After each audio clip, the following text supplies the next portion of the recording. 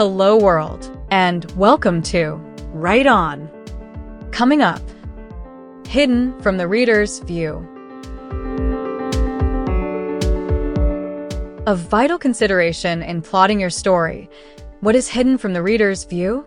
Author and coach Susan DeFreitas posed this question recently and got me thinking.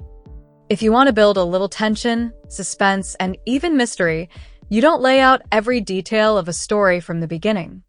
The crime novel doesn't give away the killer's identity on page 1.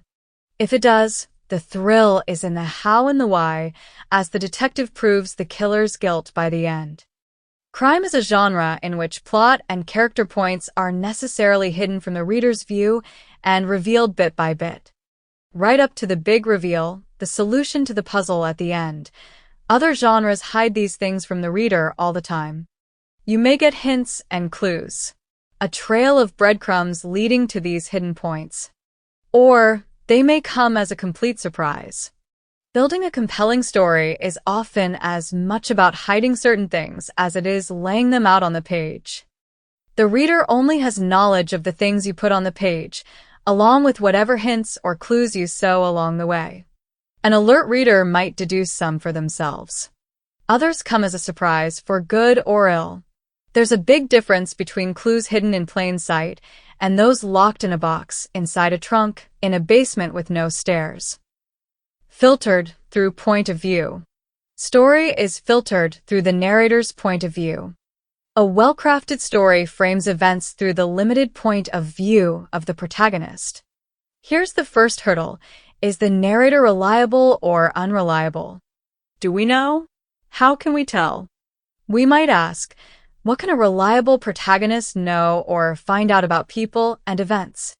What information can they reasonably access? Anything else is hidden from that point of view character. It should be hidden from the reader as well. The traditional third-person omniscient narration would often interject with additional plot points, but little did Mr. Smith know that his lawyer also acted for his arch-rival. This is old-fashioned storytelling, rarely used in contemporary fiction.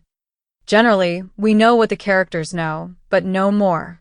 This is how most crime fiction works. The reader assembles the clues alongside the detective. Unless the writer cheats by pulling rabbits from a hat they didn't show us until Act 3. What's my motivation? It can get tricky with multiple point-of-view stories.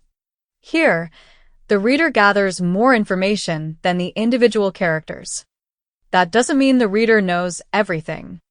And sometimes the writer doesn't either.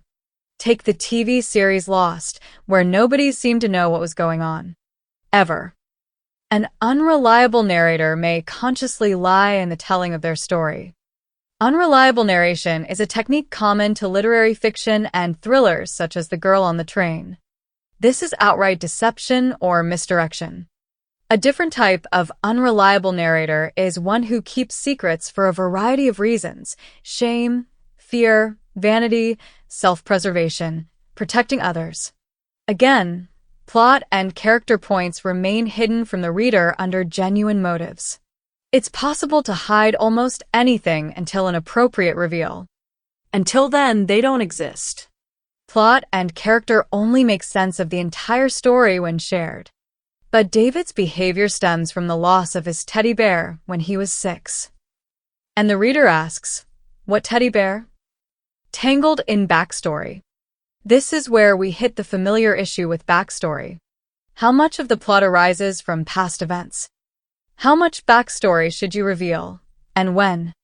Too much of it bogs down the story and takes us out of the now. A big reveal too early destroys the mystery and tension. A big plot twist can tip over into cliché, undermining the whole thing. There's a conflict between an obsession with backstory and engaging with the plot in the now. But with no backstory, you have to find some other way to build depth of character or catalyze behavior and events. Hidden figures. Let's start with 2 classics. Great Expectations is really a mystery thriller novel. It hides Pip's true patron until Act 3. It's a clunker, but Dickens makes it work. Further hidden twists include Estella's parentage. They don't always play well under Dickens' heavy, omniscient narration. Meanwhile, Pride and Prejudice hides all the important plot points from Elizabeth Bennet. Why do the Bingleys leave Netherfield? Darcy confesses he forced the departure. It wrecks the marriage proposal. What's the true source of the enmity between Darcy and Wickham? Only when Darcy takes Lizzie into his confidence do we discover Wickham is a sleazy predator. And who engineers Lydia's marriage? Darcy. News of his White Knight rescue comes to Lizzie by letter after the fact. Hidden futures. All of which brings me to my own narrative chicanery.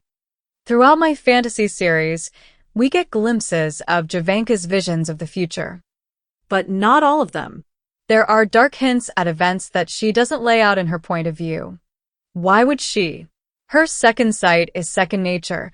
She doesn't need to explain it to herself. In fact, she retreats from some of the most painful visions. Who lives? Who dies? Those premonitions might provide a detailed map of the plot, but she censors them. Mystery piles on mystery. Those visions themselves become unreliable, and Jovanka's second sight breaks completely in Book 2.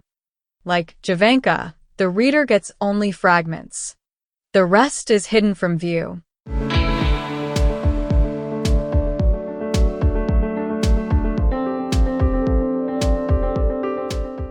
Thanks for stopping by.